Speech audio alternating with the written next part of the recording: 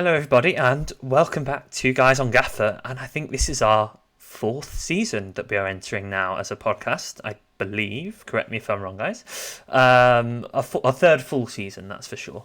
And yeah, pre-season is in full swing now. The friendlies are happening, and fantasy games have been launched. Gaffr Championship has been launched, which means it's time for us to make some content. And David and Abhishek, how are you doing? How have your summers been so far? Abhishek, you can go first. It's been quite fine. I mean, in terms of my original team of from the red half of Manchester, I mean, surprisingly they're doing wonderful things, which I which we have been really we can't. I mean, for the past 10 years, we have been all those promises finally come fulfilling. So it's really good to see that we've done doing deals pretty much quickly. So happy with that. Apart from that, in terms of World Cup victories, India won the 2020 World Cup. So had a nice victory celebration in the summer. Not whether it's through cricket or what. After all, it's a World Cup win. So I'm really happy with that. Apart from that, I think the break has been good. My batteries are fully recharged now for the upcoming fantasy football season and the football season in general. And a lot of changes are happening in the fantasy football arena.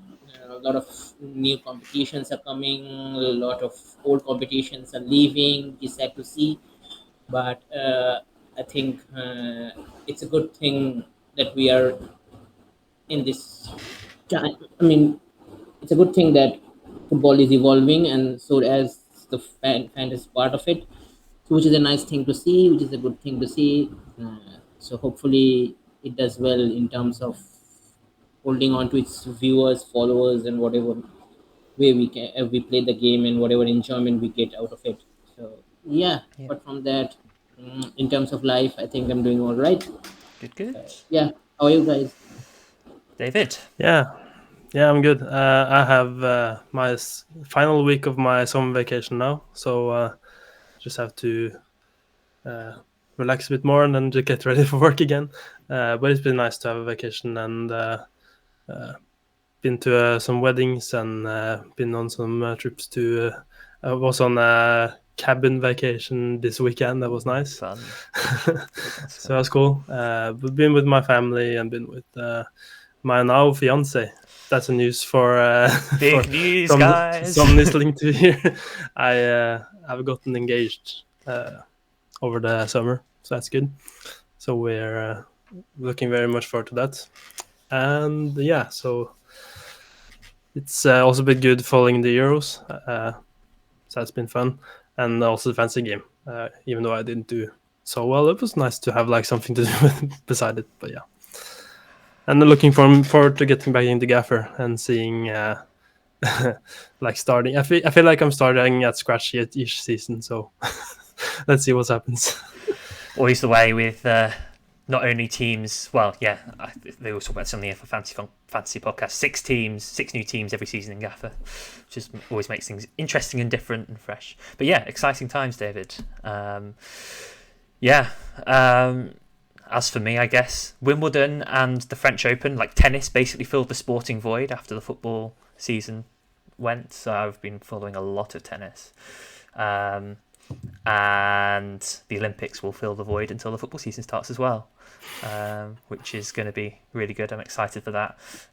Really wasn't feeling it during Euros Fantasy, but I did play. And I really wasn't feeling it when FPL launched, and then Gaffr launched, and suddenly I was like massively back into fantasy football again. So yeah, it's good to get back into it. We are going to get cracking then.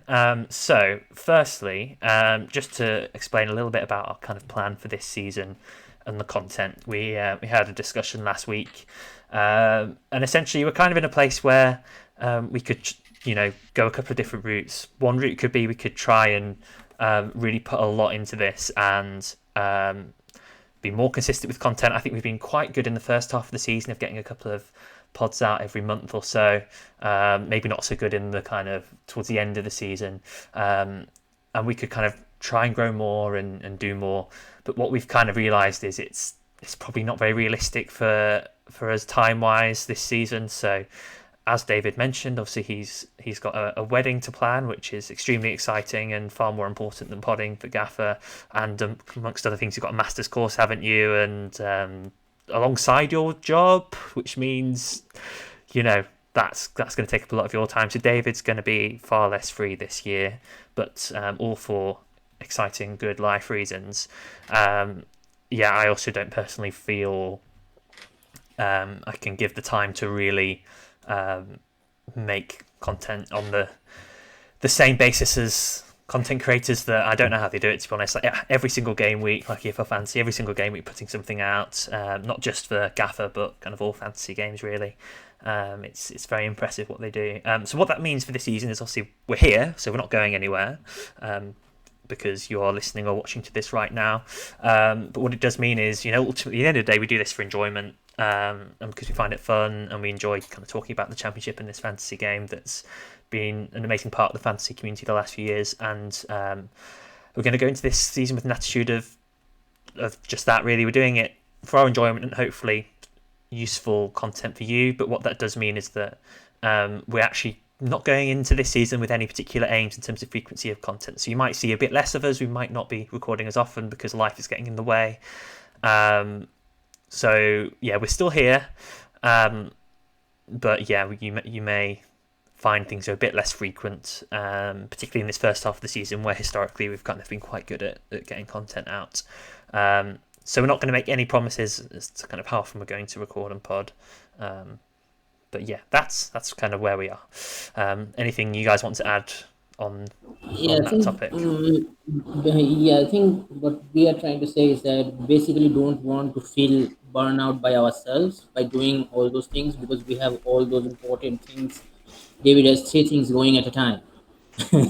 And both of us have each our things going around. So we don't want to feel burnout by doing this. We don't want to feel that we are this podcasting is becoming an extra burden on us, because we love doing podcasting. We love playing this game. So the enjoyment should stay there, and for our listeners and our viewers as well.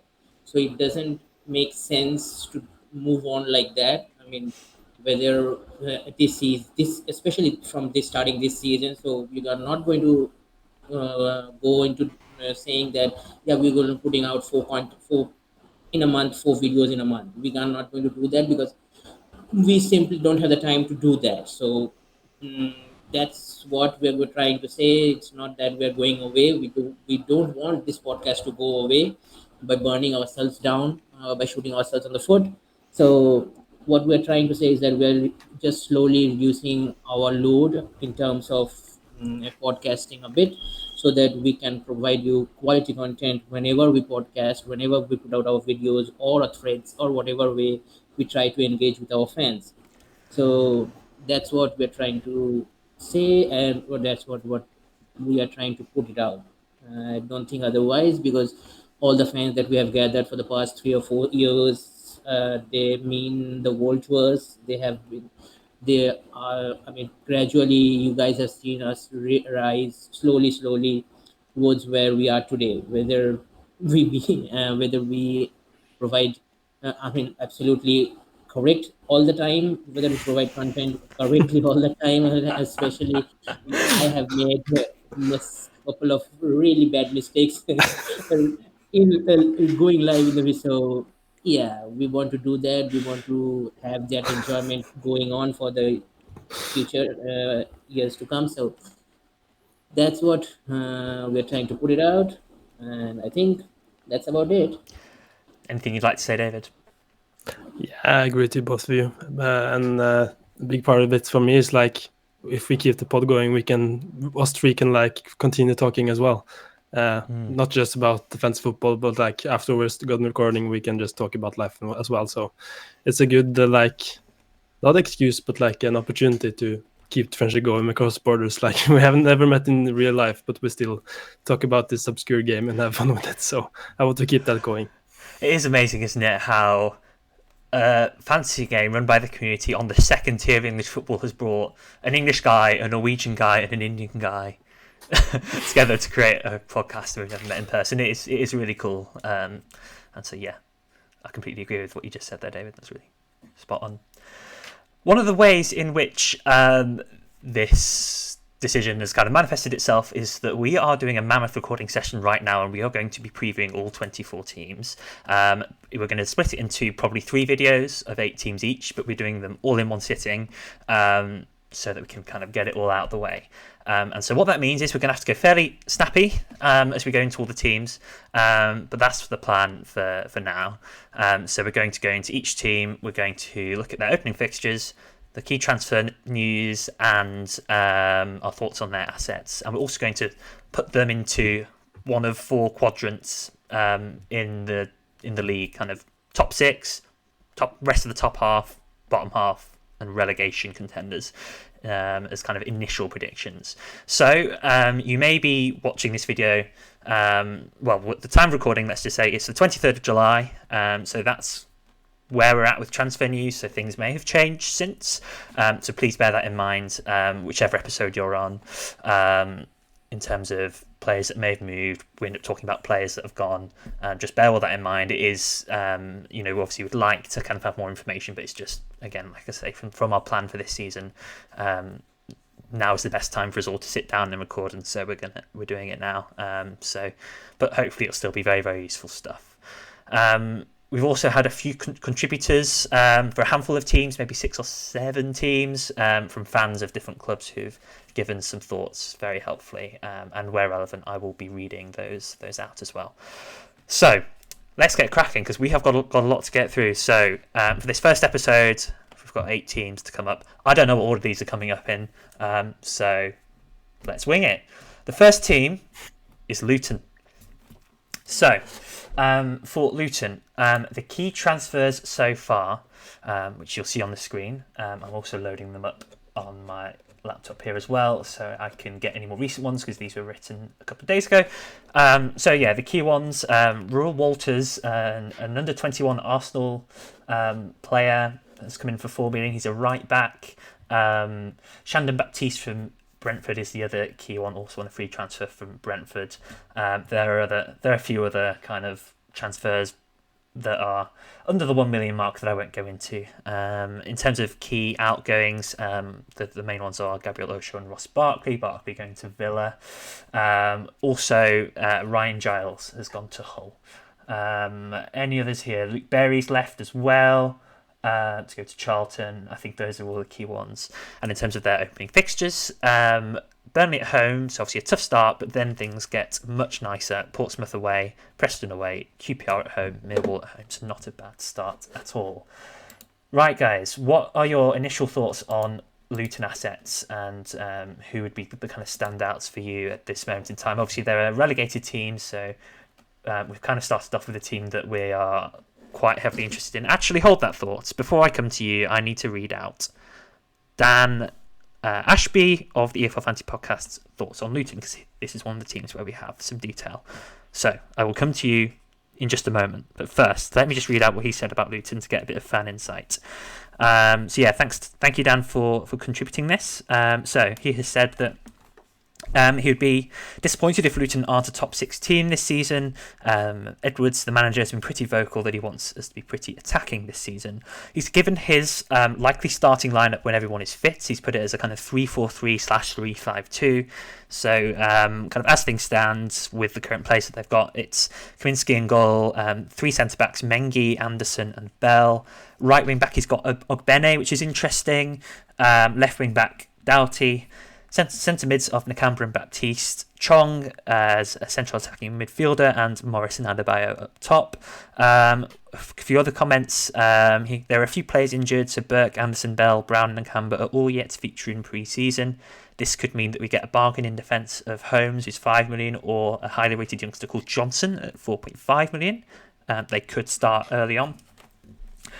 He thinks Doughty and Morris are the key options so far, and he also thinks Chong could do very well, but probably a wait and see. He expects Doughty and Ogbene, the wing-backs, to play very high and wide, and Doughty, like the last few seasons, will be on a lot of set pieces. So that's his thoughts. Now, your guys' thoughts? What do you reckon? Yeah, it's it's very nice of him to like send in the whole team, because I remember he's through last season he was like posting his predicted lineup every week, and most times he was quite spot on. Obviously, it's a bit more difficult before a new season with injuries and stuff, but like if you want the lineup for Luton, he's the guy to go for. At least a good prediction. And yeah, I think those players that he has mentioned are probably wants to go for. Did he mention Ogbene a lot, or was he? This is a question I asked him about actually on their pod, because I really liked Ogbene at 7.5, but I hadn't really seen him in any drafts. I wasn't sure if there's something I was missing. I wasn't sure on his game time as well. And Dan seemed to think he'd be playing at right wing back, and that he could be an okay option there, but he's probably not one that you'd start with. So Ogbene is no longer in my current draft because of the fact that he is a midfielder in the game and probably playing right wing back's kind of reverse out position.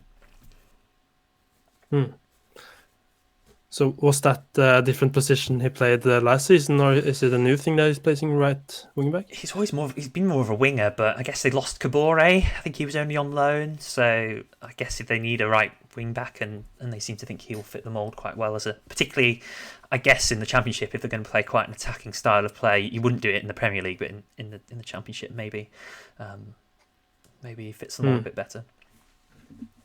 Yeah, so if he was like a 7 million defender, he would be more interesting options maybe. Yeah, he'd be straight in my team if that was the case. Yeah. Yeah. I'm a bit interested in like I think it was always like a problem which to pick from Adebayo and Morris, but he said Morris and Adebayo was a bit more expensive, so I don't know if like the developer, those who chose the prices, have like valued him more, and he has valued him less. But I don't know if it's a thing. Yeah, I'm not sure who's better out of Adebayo and Morris. I've currently got Morris in my draft at the moment. I like them both. And maybe just while we're not sure on who will turn out to be better, maybe Morris just because he's 0.5 cheaper, but they both have fantastic Championship records. When they were last in the Championship for Luton, they're both very, very good. So at the moment, I don't know who's better. I feel like either are viable.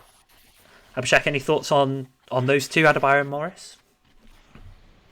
The only thing I can say is that I think Morris has the penalty duties, so that makes him a little bit That's a good point. gave him a little bit of edge. Yeah, but yeah, I think apart from whatever Dan mentioned, whatever players that he thinks will be doing the good for Gaffr in terms of, I really like the shout of the former United players of Mengi and Chong.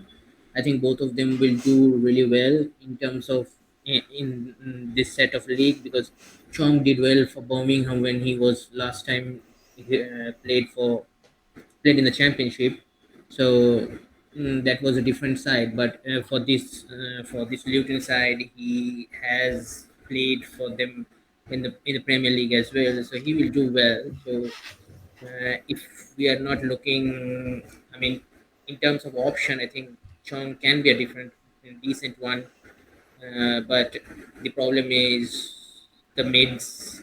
If all the mids, whatever the transfer rumors are, if they are to be believed, then Chong really becomes a decent option, especially in the midfield area. So yeah, I will be keeping an eye on Chong as certainly as well. As for my Doughty and Maurice seems like the obvious choices in our teams. I think Doughty could As of make a now. mockery of that 7 million price, even though he's obviously so expensive. Like, he will create so many chances, as we've kind of seen him in the Premier League, and with target men in the box as well that he can hit. I can see him having a great season from an attacking standpoint. Cool. So, guys, where are we putting them? Presumably, is anyone not putting them in the top 6? I'm putting them in the top 6. They should be in the top 6. Yeah, and with the kind of team they had, and with the kind of form that they showcased in the Premier League, especially fighting for the relegation. I mean, uh, they have provided some good games against good teams. So yeah, they should be promotion. I mean, top three, I think they should aim for. I mean, but yeah, top six is a definite for them. Agreed, David? Top six. Yeah, yeah. Great. That's Luton. Let's move on to the next team. I do not know what this next team is going to be. We shall see. Oxford United, so from a relegated Premier League side to a promoted side. So, in terms of transfers, let me get them up. The key ones that you can see on the screen at the moment. Kyoso's come in from Rotherham, a defender, and Will Volks as well from Sheffield Wednesday as a midfielder. He really won't be a Gaffr asset, but he'll be a good defensive midfielder to bulk out their squads. In terms of other ins, they've signed Jack Curry, who's a left back from AFC Wimbledon for $500,000. Before you go on, the reason why I have put Will Works because all the other players' name are too long. Names are very long. You didn't have to admit that. It's absolutely fine that you put Will Volks because he is a championship player and could be a good signing. They don't have to be necessarily good Gaffer assets, so you didn't need to admit that. The reason why because I don't think he will start that often. After making that slide, I thought, hold on, will he start that often? I'm putting his name on for people to watch. No, but the reason was that all the players that they have signed, apart from Jack Curry, all their names are very long. So basically, for the whole of the rest of this content, it's like basically all the short named signings are on the screen. No, not all the teams. I mean, the teams that have done a less amount of business as compared to Oxford, Sheffield Wednesday, and Portsmouth, and all their players are there. But yeah, Right. Will Volk's part, that's the only thing I can say that. Moving Okay, on. move on. Other ins. Idris El Mazouni, a central midfielder from Ipswich, who I haven't heard of, for €500,000. These are all in euros because I'm taking them off Transfermarkt, by the way, so they deal in euros. Louis Sibley from Derby, that's an interesting one. I think he could do quite well.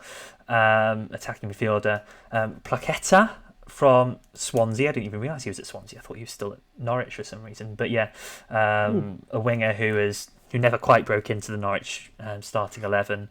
And then a couple of under-21s that I won't talk about. Matt Ingram has also come in, by the way, from Hull, who will probably be their starting keeper now. I think he's $5 million on the game, so probably a no-go. And then key outs, Josh Murphy, who was a key figure for them last season, scored the brace in the League One playoff final. He has gone to Portsmouth on a free, interestingly, so kind of very much a rival in terms of relegation. They've also lost Billy Bodin. I don't know how good he was last season because I don't know much about Oxford United, not going to lie. And I think I'll leave it there for outs. There are more, but none that will be of interest to anybody. Fixtures: Norwich at home, Coventry away, Blackburn away, Preston at home, Stoke at home. So a tough first two, and then it gets a little easier. No fan input for this one, and obviously being a newly promoted team, there's a lot we won't know about them. They're the one that came through the playoffs. I guess I'll quickly give a bit of context in terms of their record last season. They scored 79 goals last season, which was it's like fourth best in the division, and they conceded 56, which was also maybe like it's kind of mid-table, top half / mid-table, sort of 8th and 9th region, so not a particularly tight defence. Any options take any interest to you, or are we just going to leave them be? I was like seeing the list of players, like, is that actually the plaquette that we were like seeing last season? Because and that was like the first name I kind of recognized in this team, to be honest. But I don't know what price it was last season, but it was for Norwich, and it's a bit different context. But 5.5 isn't the worst. It like feels a bit like what's his name again? That Norwich guy that we all had, Rowe.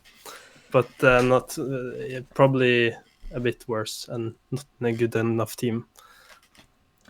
yeah. Just looking back at the stats from last season, the standouts were Cameron Brannigan, who is 6 million midfielder. He got, I've lost him there.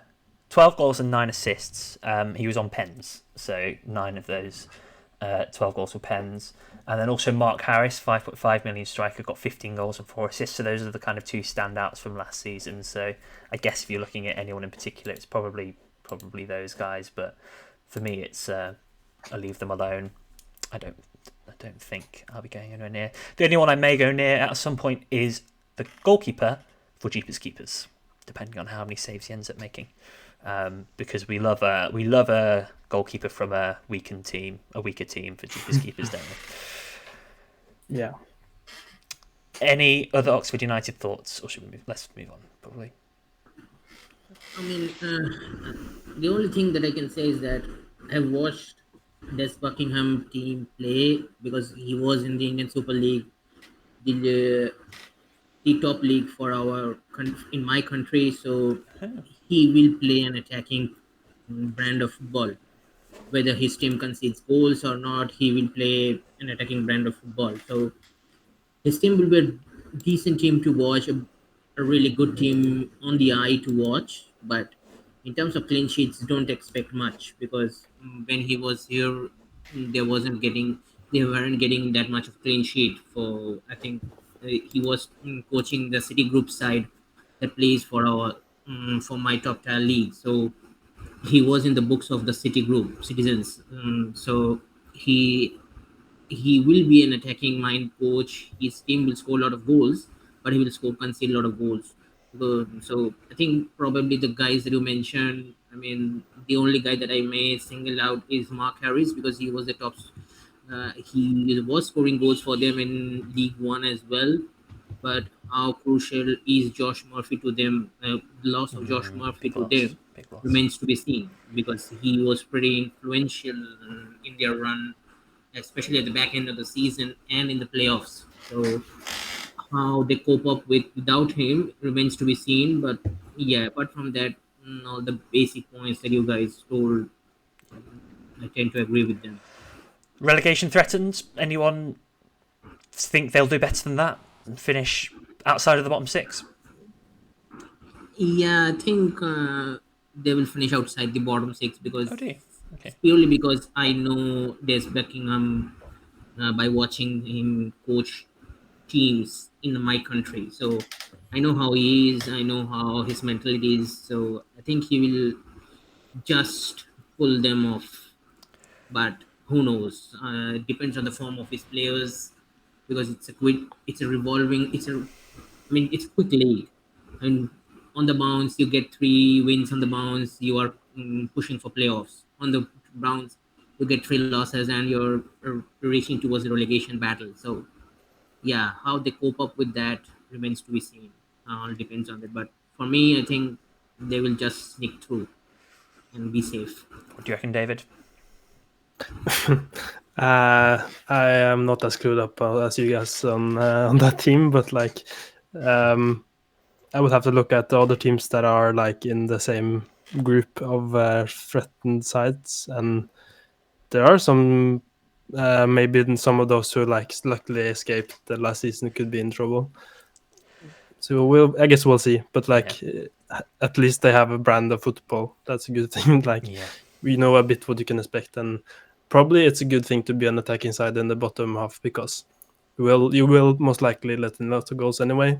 But if you can score goals, it's a good thing. Plymouth are a good example of that last season, aren't they? They scored a lot of goals and for sure defensively. Yeah, but yeah, for me, they'll probably be in the bottom 6. But yeah, again, I don't know a lot about them really. So yeah, it has now occurred to me that because we haven't like written down our predictions or anything, we may accidentally put like 7 teams in our top 6s and 5 teams in the rest of the top half, and like get our quantities wrong.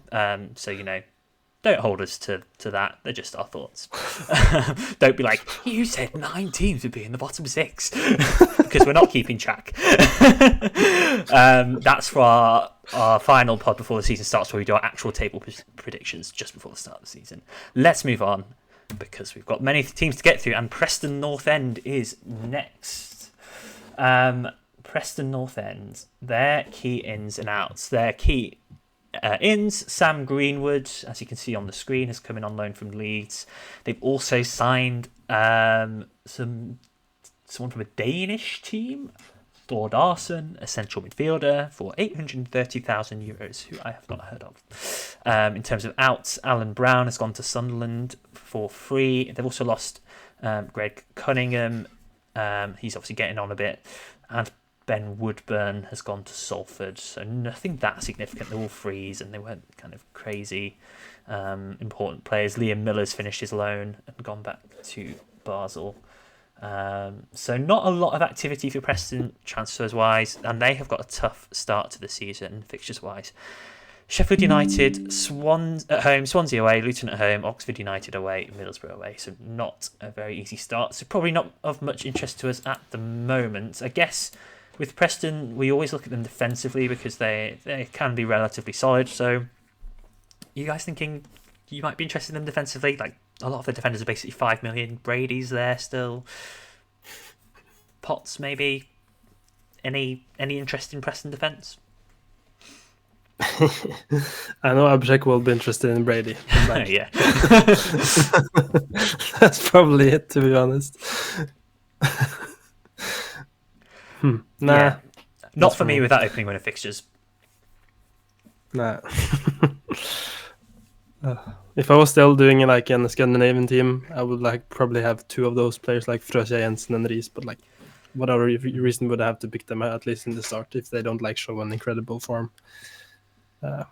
Wilkeen is still there. Yeah, and he's only 6 million. That's, that could be value. I think that's the same as last time, I guess so.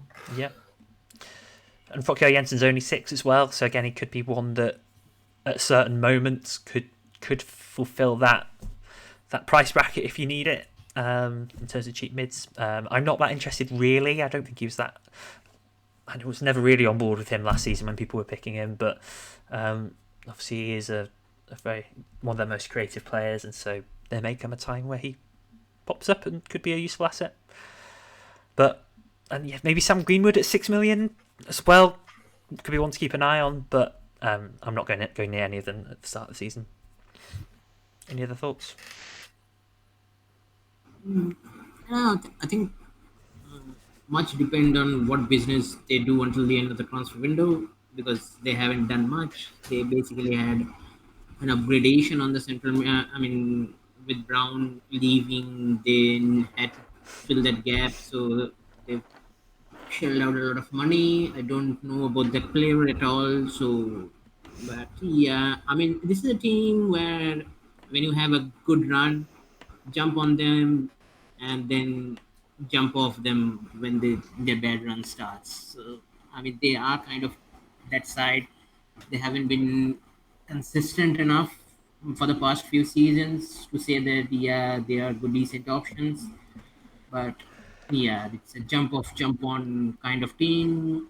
So when there is a decent run of fixtures, you can look at Brady, Woodman, especially when you're playing cheaper keepers. Woodman is known for his saves. Yeah. And he's only 5. I feel like he's been more expensive previously, and given there's not a lot in the 4.5 range, like if you are wanting someone who wants to spend 5 million on your first keeper, you could do a lot worse than Woodman. He could be one of the better ones there. Yeah. That's why I said when you are looking for goalkeepers, especially when you're trying to play the cheaper keepers, these teams can be an option for you. But apart from Brady, he still is a decent option. Whether he plays on your bench or you start him when there is a decent amount of fixtures. And Wilkeen will always score the goals and has penalties as well. So I think that's the 3 that stands out and will stand out until when the end of the season comes around. So yeah, that's about it for Preston, I guess. Which of the 4 quadrants are we putting them in? David, where are you putting them? Bottom. I'm like looking at the team, not even like thinking they have a strong team to compete. But depends on how the other, like in quotations, how bad they are. But like it's not very inspiring looking at that squad, to be honest. See, I agree, and As I a thought Norwegian that knows nothing about Brazil. I thought this last season, and I think I put them as 18th, and they proved me massively wrong. I think they finished 12th and managed to get in the top half. Like, I always look at their team and think it's a pretty weak squad, and yet they always seem to do quite well. So yeah, I don't hate your prediction of putting them in the bottom 6, but I'm going to put them in the bottom half, so the tier below, like 12th to 17th. I will say they'll finish bottom half, but won't be relegation threatened. Abhishek, where are you putting them? Yeah, below 15th. I'm not saying whatever business they've done so far. I'm not saying them above 15th, but yeah, they will not never be a playoff team. I mean, I put them in the top half last season. This season, Correctly so as well. nah, yeah. And this season, they haven't done that much to make me feel that they're again a top half team. But now they are a bottom half team, and not below 15, but not above 15 as well. Cool. Let's move on to team number 4. I'm actually quite liking this mystery team, like not knowing who's coming next. It adds a bit of spice to things. That's cool. Yeah. And the next team is Portsmouth, another of the promoted teams. So let's go to their ins and outs. So the key ins. So we mentioned in the Oxford United section, Josh Murphy's come in on a free, which is an interesting one. The other one, Sam Silvera, in from Middlesbrough on loan, a winger. Jordan Williams, a defender from Barnsley's come in on a free, and Jordan Archer, a goalkeeper from QPR, also on a free. So they've just been getting frees at the moment. So I don't know if they've got more activity plans. I feel like maybe they will need a bit more.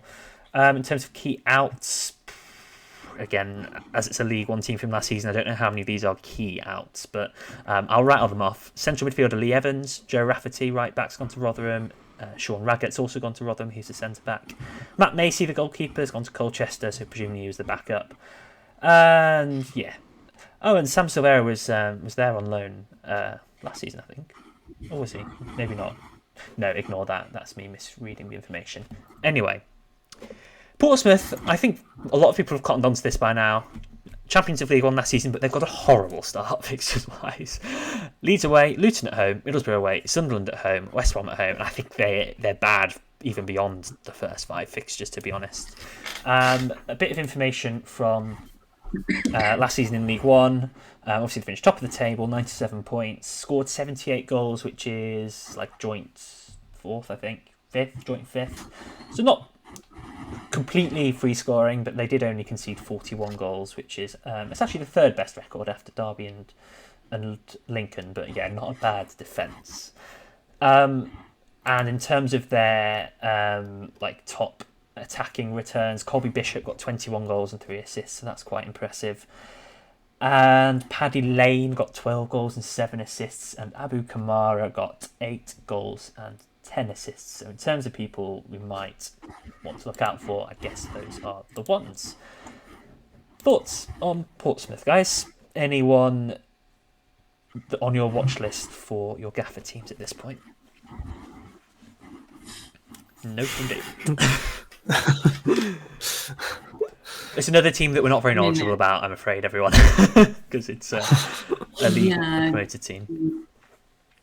Yeah, I mean, the only thing that I can say is that both the central defenders have left. The outs. I mean, Rafferty was, I think, a decent one. So how they will do this season defensively, I don't know. I mean, the likes of Rafferty has gone, Raggett has gone. So 2 of their main defensive stalwarts have gone from last season, which helped them to that much of clean sheets. But yeah, as you guys said, I mean, they are a young team. I mean, the likes of Yengi, Silvera, the Aussie boys, they have to turn it up for them, along with Josh Murphy and the other 2 guys that you mentioned. I mean, Wilson and Peck, or whoever it is. Hold on, who was it? Colby Bishop. Yeah, Colby Bishop was a biggie. Yeah, Colby Bishop, Paddy Lane, along with that. So if they get back Abu Kamara from Norwich, again on a loan deal, then that will do a world of good for them because he seems to be the guy that really helped them towards getting the position, especially at the end of the season. He was really instrumental for them as well. So if they can get him back, then I think they will have some team to. I mean, there will be a team to contend with, especially at home. But yeah, as you mentioned, it's the fixtures that really killed us from picking any guys from them. I mean, Mm. a really tough run to begin with, but after those 5 games, how they cope up with that, how they start to perform remains to be seen, and decent budget options can come out from them. Then we can, after all, it's a long game, it's a long league, so you never know. But especially looking at the start of the season, it's really tough for them coming from the League One into the Championship and straight away facing 3 of the 5 top teams straight away. It's That's tough, tough isn't it? Yeah. in the first 5 games. So, yeah. It's potentially a 4 million starting defender in Sparks, maybe. So I've got him as my 5th defender at the moment. Obviously, I'm not going to be starting him at all until the fixtures get better. I think he did play. I think he played quite a lot of games last season, or I can't remember how I gathered that information somehow. I kind of did a bit of research and identified it. I can't remember what the reasoning was because it was a little while ago, but maybe, and I think the EFL Fantasy also mentioned it the other day. So could have him as a 5th defender, but yeah, not going to go in it. Colby Bishop at 6 million is one to, I guess, be on the watch list. I feel like we have had more prolific league strikers coming up from League One that have not become Gaffr assets in the past. With his 24 goals, like people have scored more and not done as well, like people like Johnson, Clark Harris, maybe come to mind. But you know, I imagine there will be a striker or two that emerge at that 6 million range at some point, and he could be one of them. But yeah, you're not going to start with him, are you? David, anything you'd want to say? Yeah, I was also thinking about like Bishop because in the case of, for example, Sunderland and Ross Stewart, when they come up, like he was also like 6.5, I think, and we didn't know what to expect. But a lot of people had him because Sunderland did very well the season before. But like, so that could happen, but it could also not happen at all. So like, It's hard to know. But yeah, don't write them off just because they don't look like super enticing at the start of the season. I think that's the thing we can do. Like, if we like see they have a low point score after 5 games, like we think they are bad for the rest of the season because like we not necessarily remember which teams they faced as we didn't like pay attention to them in fantasy wise anyway. So like we shouldn't like see the striker has 7 points after 5 games. He's a bad striker. Like you still get some points against other teams and then the top 5. So just keep that in mind when like assessing strikers over the whole season. Yeah, I'd have to reserve judgment on them for a good while with their fixtures. Yeah, for sure. I guess Whittaker's a good example of someone who, did very well for a promoted team. He obviously signed for them from Swansea, but I think he was returning. I think he'd played for them during the League One campaign on loan. So that's a good example of someone who's obviously become a good Gaffr asset from a promoted team as well. So we'll see. Yeah, I think before we move on, I think one thing was also pretty important and noticed is just about clocked it out now that they're facing what in the first 7 games they're facing all the top teams. So if they can navigate that first 7 games, then they have a pretty decent amount of teams that finished bottom half in the championship last season. I think in the first 7 games they play Sheffield, Burnley, West Brom, Middlesbrough, Luton, all of them and Leeds in the first 8 games. So that's what top 6, top 7 side already out of the equation. So it could be a blessing in disguise that they are having a tough start, which may help them to survive the season and stay in the championship as well. So that's a really important thing. It gives not us the chance just to club move job. early on them when the fixtures turn or something. I don't know. Yeah. We'll see. Yeah. Right. Let's keep things moving. Team number 5. This is, I think, coming up. Sheffield United.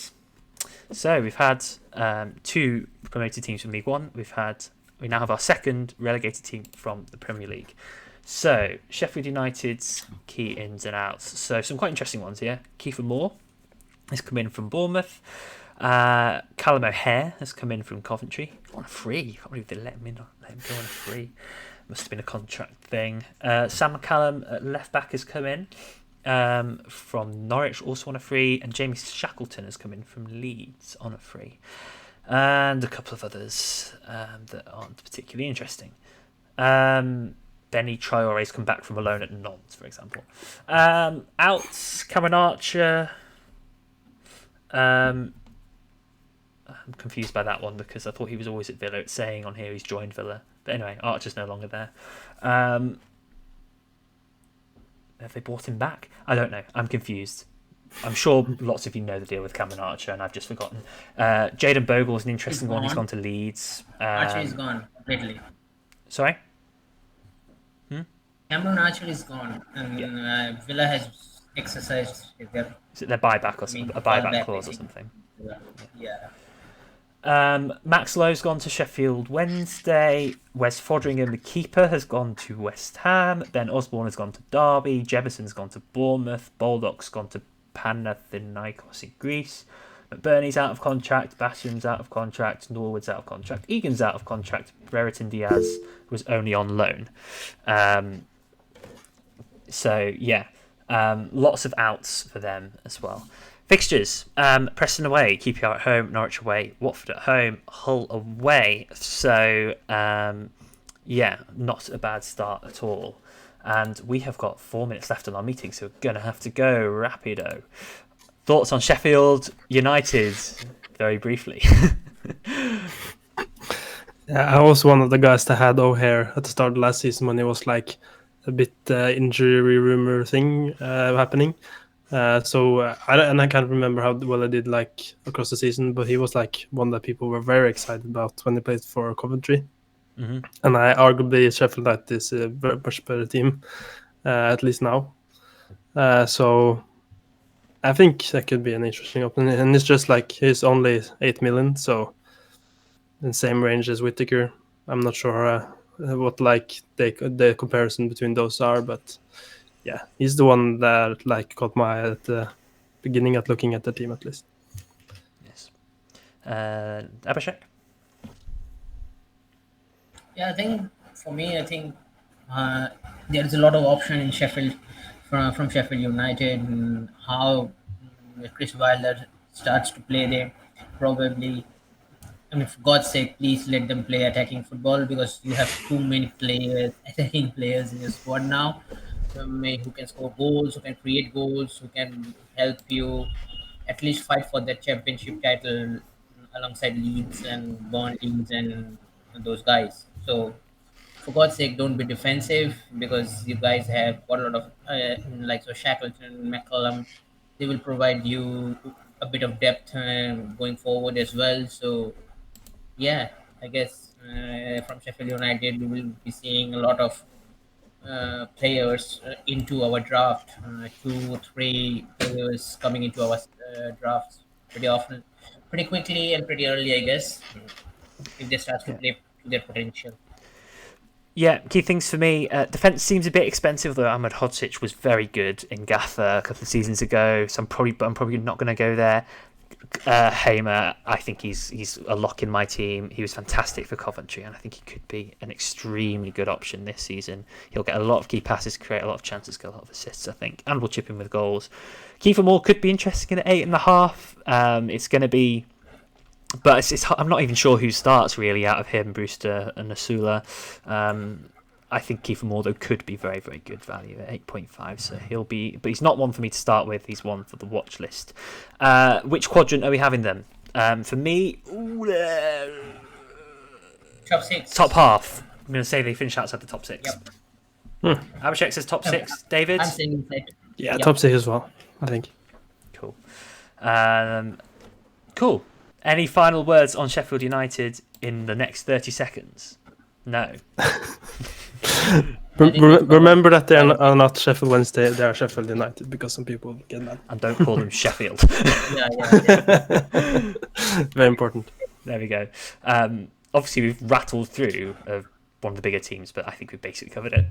All right, on to the next team.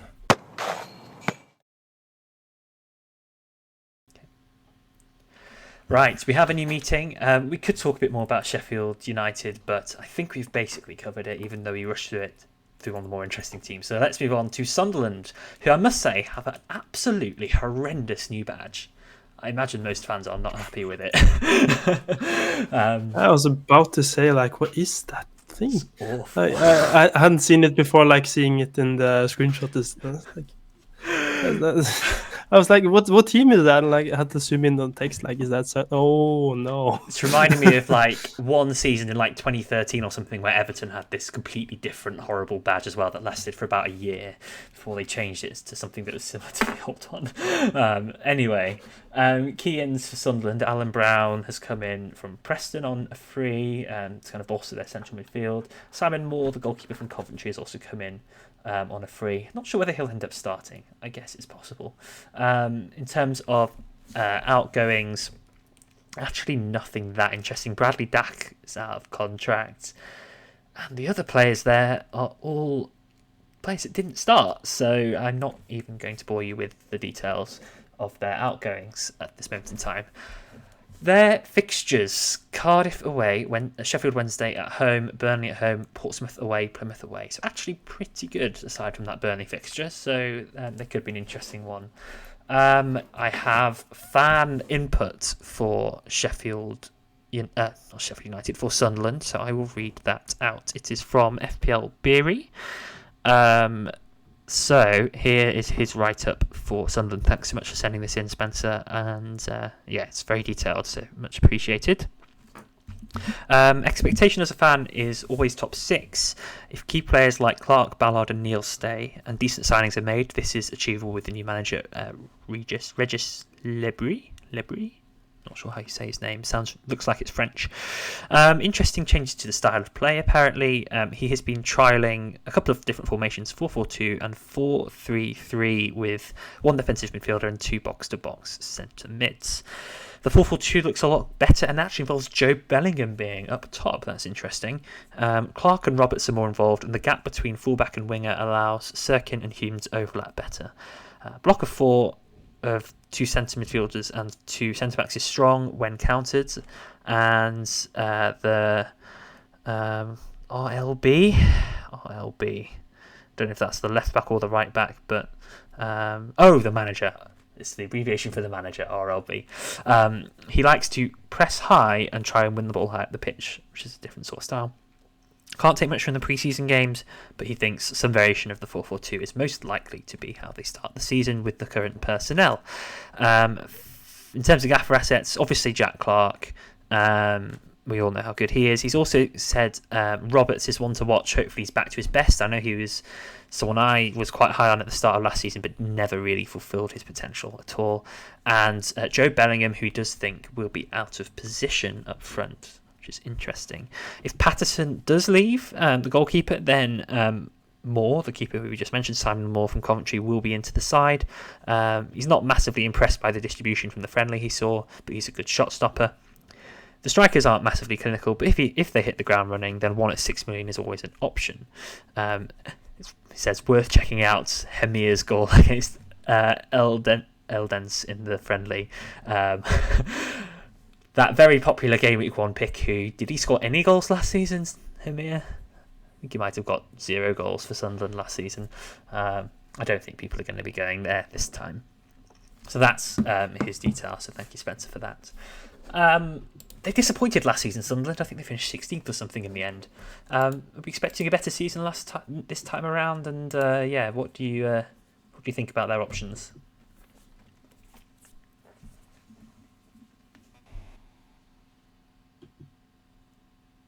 Don't all jump at once. I mean, for me, I think it really depends on how the new manager helps the team, I guess. I mean, they signed all those youngsters last season. All of them were, quite a few of them were French. So hopefully, a French manager can get the best out of them. All those young players, they're quite decent players. Um, I think the experience that Sunderland has, especially at the back, will be key again for them, whether for the survival or for the playoff push or whatever season they want to have ideally. I mean, if they sell Patterson, then that would be a. I mean, Moore is a capable goalkeeper, but they really need Patterson back. Good news is that I mean, Ballard has signed a new contract, so he will be staying for the foreseeable future. He's So that's unfortunately a good injured for 6 weeks, thing. though. I think last I saw. Yeah, But yes, yeah, the injury is really, yeah, but they need to hold on to the likes of Jack Clark and Anthony Patterson if they have to have a decent amount of season or make a run for the playoffs. But after all, it's a business. They would really want to invest on certain players, and that requires money, and their sellable assets are those two. So I wouldn't be surprised if one of them leaves at the end of the transfer window. But I really want them to do well. I mean, all those investments that they've done, especially for the youngsters, they need to come to fruition now. It's high time that they come to fruition now. And I think in RLB they got a manager who is also French guy, so probably he will understand those French kids better than whatever Tony Moebro was doing, because certainly it wasn't working for them last season. So hopefully they try to do decent this time around and maybe make a playoff push, or at least stay in the mix probably. yeah, it'd be interesting to see if they do improve on last season. David, if you're still there, what are your thoughts on Sunderland? If you've got dodgy internet, Um, there he is. yeah, I think they are just as like interesting as they were last season. I'm a bit more unsure on the strikers than I was, but then again, that bandwagon wasn't the best anyway, so who knows? But I think the midfielders are probably the ones to go for, and maybe a defender. But yeah, they have so many players. Like I think this list is like the longest I've seen in the game so far. At least looking at them, they have so many like defenders at least. So it's useful to know at least who will probably start, and not have to guess that one. Yeah, for me, I guess a few thoughts. 4.5 goalkeeper options are not great, as you'd kind of expect. But if Patterson does leave, that does mean I think Moore could be one of the standouts there in terms of 4.5 goalkeepers. Sirkin and Hume probably a bit expensive for me at 5.5. Ballard I quite like at 5 because he's got that goal threat, but obviously he's injured, so obviously wouldn't start with him. Clark 10.5. Probably is about right as a price. In my head, it's a bit steep to start with him, but that's an opinion I think I could be very wrong on, because we know how reliable he is for bonus. His successful dribbles and key passes are up there at the top of the league, and if they do improve, if they sign a striker, if Sunderland could sign a capable striker, he's basically essential. Clark is basically essential. But they just don't seem to be signing any good strikers. They didn't do it last season. So far this season, they don't seem to have done it either. We'll see what happens for the rest of the window. I currently don't have Clark. I need to think about whether I am actually making a mistake with that. And yeah, as Spencer said, I think Bellingham is probably one to monitor if he is indeed playing up front. So yeah, and I will not be going near any of their forwards. In terms of where you're going to put them, in which of the 4 quadrants are we having them?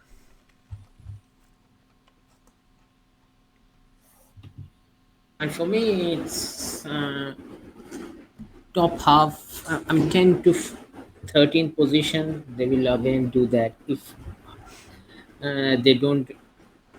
I mean, if they do, I'm not having real expectation that I was having last season after the transfers that they were signed. The players that they signed, they were really interesting. They're really exciting players, but I really don't know now. So probably 10 to in between 10 to 15, whichever position they would like to finish. Probably for me, that will be them for this season. David?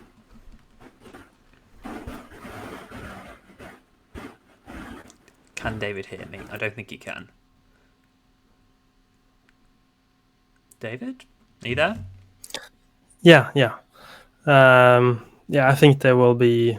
I'm agreeing with Abhishek. I think they can maybe surprise us, but probably around the same as he said. Yeah.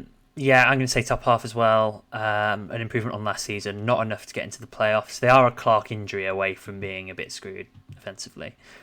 And they, like I say, they need to sign a striker. So yeah, top half for me. Cool. Right, we've had some tech issues. You may have noticed the pauses in the last one where basically Abhishek and David couldn't hear me very well. So anyway, on to team number 7, and that is Stoke. And their key ins and outs. So their key ins are Victor Johansson's quite a big one, the goalkeeper from Rotherham. Ben Gibson's also come in. And Eric Bocat, I have no idea who he is. In terms of key outs, we've also got Tyrese Campbell. I'm just getting up all the others because I had to restart my computer. I actually forgot to open the web page. So while I do that, I'll come back to any other ins and outs that I may have missed. The fixtures are Coventry at home, Watford away, West Brom at home, Plymouth away, and Oxford United away. So a mixed bag. And we've got fan input from Jamie, who was formerly of the AFL Fantasy Pod as well, big Stoke fan, and he has also sent a nice long summary for Stoke. So he's listed the same incomings as I just have and as are on the screen there. He says likely to play a 4-3-3 with a number 6 rather than a number 10 in most games. He says it's quite hard to predict how Stoke will do. They had a major overhaul last summer with 17 incomings, but it's been a bit more steady this year. They've recruited in areas that are needed. He still expects a striker to be bought, and he predicts mid-table. The opening fixtures are pretty tough. He expects a tough game against Coventry on the opening day. Watford is tough to call. West Brom at home will be difficult. And even travelling down to Plymouth won't be easy. And in terms of assets, as there's not many 4.5 keepers, Johansson could be one of the best 5 million keepers to own. He wouldn't get any defenders. Junio is their most creative player, and he could be an option, but he prefers players from other teams in that price range. He wishes he could give us more exciting options for Gaffr, but unfortunately, he doesn't think there's anyone else worth looking at. Cool. Any thoughts on Stoke from you two? I've always liked Victor Johansson as a player in this game because he always seems to get massive points when I play a Jeeper keeper, and I think he's the one I've had the most times for Jeeper keepers along these seasons. But he played for Rotherham, which was a much worse team. So I don't know if that's impacting it. And that's the only player I can see here. Vigidal is a name I've seen before. I don't know how to say that name. It's a cool name, but it's the striker for 6 million. I think I've seen his name, but not know much about him. And Burger is a cool name, but I don't know much about him either. I'm clutching at straws here. Yeah, but am I completely wrong in thinking that Timon was here? But Josh Timon, I thought he was at Stoke, but he was at Swansea. I didn't know that. Yeah, he was at Stoke previously, and then he moved to Swansea last season. Yeah, that was the only play I thought I would know from Stoke, but he's not even here. Stoke are weird. I don't think anyone ever owned any of them last season. Abhishek, any thoughts on Stoke? I think one thing I can say is that, Neil Innes, I think they signed from Neil Innes from Blackburn, I think, Yeah. last January, I guess. So, I mean, he played under Schumacher when they were together at Plymouth, when Plymouth Oh came yeah. up to the championship. So he was scoring decent amount of goals for the Plymouth side and was playing under Schumacher. So he might become an option eventually if he finds his footing again. Because for the past year or so he hasn't done pretty well. But Schumacher knows him. He was with him when they got achieved promotion to the championship from League One, and he was scoring goals for fun there. So he might be another option apart from Victor Johansson, which we all know, and whatever and the other options that Jamie mentioned. So the only one that I can mention or sticks out is the reunion of Ennis and Schumacher once again after Plymouth promotion winning campaign. So that's the only thing I can say. Apart from that, we will see how Stoke performs, because uh, half a season or one third of a season when Schumacher took over for them, they did quite decent enough, but this is his big test. How he performs, how his team plays, uh, remains to be seen. Yeah, nothing really to add from me. I guess the only thing I will say is that I agreed with you, David, on Johansson in terms of cheapest keepers. Like, how much of that was him? Obviously, he's a very good shot stopper, but how much of it was the fact that it was Rotherham who just concede a lot of shots anyway? So the jury is out for me in terms of whether he would be a good cheapest keepers option this time round. And yeah, nobody else really interests me. So I think that covers it for Stoke. In terms of the quadrants, where are we putting them? Um, for me, I think it's again in upper bottom half of the table, 11 to 14th position. Yeah. They need to do really well in terms of who who the goal scorers will be. I mean, they have signed a good goalkeeper. Don't know nothing about the defense, but who is going to be their goal scorer? Who will continuously score goals for them remains to be seen. And until that issue solves, I think the upper bottom half should be the ceiling, Yeah. like last season. David? Yeah, I agree, but I would like think that the reasonings you said would put them bottom half actually, because you need some players that are like central to your team, and at least the one that said that was a fan didn't like even have so many names that would like this player is the one that's going to do well in this team. So like, yeah, not very promising, at least in my books, I think. Yeah, I agree. Bottom half, but not relegation threatened, is what I would say as well. On to our final team for this first episode, which is Bristol City. Let's have a look at their transfers. Bear with. Key incomings are Fali Mayulu, who is a forward, 21 years old from Rapid Vienna. Don't know anything about him. The one that's quite interesting is Sinclair Armstrong. This has happened since this graphic was made, I believe. So, but he's come in from QPR, another forward. We've also got Yu Hirakama on loan from some Japanese team. He is apparently a right winger. And that's it for incomings. Outgoings, Vyman is out of contract. So is Matty James. And there are a couple of other outs from squad players. Andy King's retired. That's it, really. So not loads on the transfer front, it would seem. In terms of fixtures, Hull away, Millwall at home, Coventry at home, Derby away, Blackburn away. Not bad. Not bad. But in terms of assets, could be a similar story to Stoke here. Is anyone of interest? Not really, to be honest. Yeah. Me neither. Yeah, I think they need to sort the situation, transfer situation with Conway, I guess. Because if Conway stays and signs a new contract, then that becomes a really interesting team, because forward line of Conway, Sinclair, and Nahaki Wells it's a really decent amount of forward add to that new guy that they have signed. So that's a really decent attacking portrait that they're gonna have. But they really need to sort out this transfer situation if he's not signing, because publicly the manager has said that they need to sort out the transfer situation of Tommy Conway.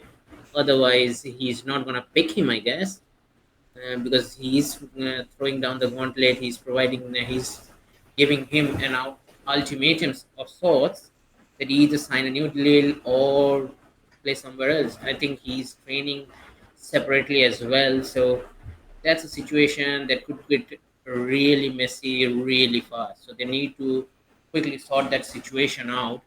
Otherwise, in terms of, I mean, last season we saw a couple of young players that really did wonders for them. I think the likes of uh, Abel, the likes of, I think another one who did well, I think Sykes, Knight. So they have a really decent amount of players that can do well. So yeah, really exciting team to watch. They will be, but they need to somehow sort the situation, contract situations quickly. Otherwise, it's gonna be a real mess when an unhappy player stays at your club beyond the season. I guess. Yeah, anything from you, David? No, not really. I didn't know about that situation, but that's it. It seems like the potential to make things sour, not just for him, but like from the whole team if he's like a central player to them. So, yeah, not good. Yeah. But we'll Yeah. see.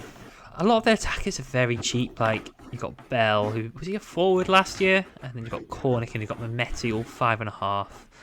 Conway 6.5 is nice and cheap as well. Wells 6. Like, the problem is they've historically never really had a talisman, have they? The returns have always been spread and they don't score a ton of goals, so no one's ever been a good option, really. I doubt that will change this season, but, you know, they are cheap, so you never know. If something shifts and some players start improving or they end up having more of a talisman, maybe something will change and maybe one that will become an option, but for now, no interest. Yep. Quadrants, where are we having them? It's really hard to pick them, but probably I still pick them as I pick them for Stoke. Not relegation threateners by any means. Probably in the position from 10 to 14 again. Fair. David? I would say mid-table is like the most realistic thing, at least right now. And that's what they always do, isn't it? They always end up. Yeah, pretty not bad, not to good, 18th. mediocre, mid. I'm going to push the boat out, and I'm going to say they're going to finish bottom 6. They won't. I don't think they're relegated or anything. But I'm just going to say that because I was just looking and thinking. Actually, it's quite. You got to pick aside from the promoted teams. Who else is going to have a bad season? Maybe it could be Bristol City. I think we'll see improvements from a couple of other teams that were down there last season. So that's where I'm going to put them. But could be wrong, and they could be very comfortable and do what they've done constantly, which is not threaten the playoffs and not threaten relegation. They are. It must be quite boring being a Bristol City fan at times. Cool. Next team. Oh no, that's the end of the first episode. So yeah, thank you everyone for watching and listening.